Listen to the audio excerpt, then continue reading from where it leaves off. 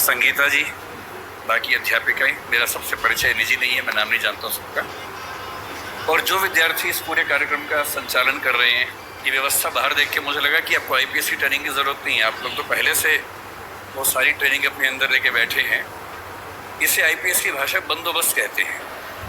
किसी बड़े प्रोग्राम को मैनेज करना, सुरक्षा से लेकर हर चीज़ को ठीक से देखना, तो ये सब तो आप लोग पहले से कर रहे हैं। तो मुझे लगता है कि किसी बड़ी चुनौती के सामने आपको परेशानी आने वाली है नहीं। शुरुआत में जो आपने कविता का जिक्र किया, संयोग से वो मेरी सबसे प्रिय कविता भी है। श्रीकांत वर्मा हिंदी के एक बहुत ही महान कवि हुए। 1980 के दशक में उनकी मृत्यु हुई अमेरिका में कैंसर से लड़ते हुए।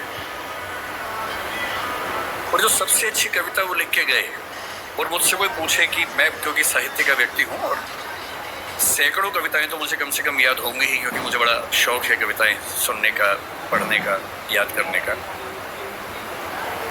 और यदि कोई मुझसे पूछे कि मुझे अगर एक कविता चुननी हो जो सबसे गहरे स्तर पर मुझे प्रभावित करती रही है, तो वही कविता है जिससे आज के कार्यक्रम की शुरुआत इस बच्ची ने की।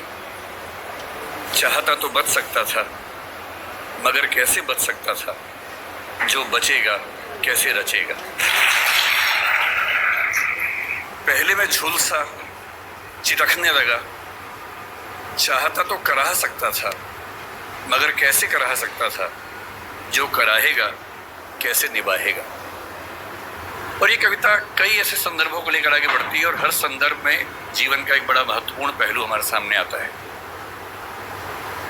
मुझे खुशी है कि इस कॉलेज ने मुझे जिस विषय पर बात करने के लिए बुलाया है, वो विषय भाषा का विषय है।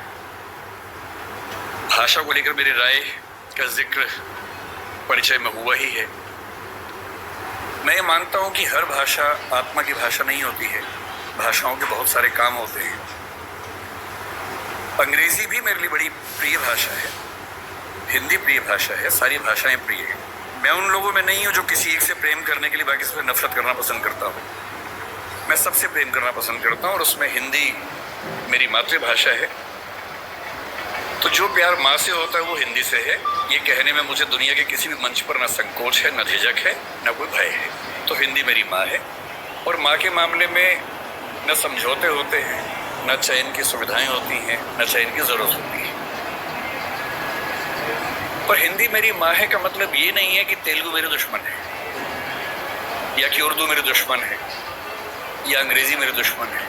नहीं, मैं बिल्कुल नहीं चाहता कि आप भी एक ऐसा मिजाज लेकर आगे बढ़ें कि हम एक भाषा को सम्मान की निगाह से देखें और उसी तेवर से बाकी भाषाओं को अपमान की निगाह से देखें। ऐसा बिल्कुल मैं चाहता हूँ, मैं तो नहीं करता हूँ। मैं चाहता हूँ कि कोई भी ना करे, आप भी ऐसा ना करें। संस्कृत मेरी परनानी है। संस्कृत की बेटियां अपभ्रंश हुई, प्राकृत हुई। उनकी बहुत सारी बेटियों में एक बेटी का मैं बच्चा हूं, उसका नाम हिंदी है। उस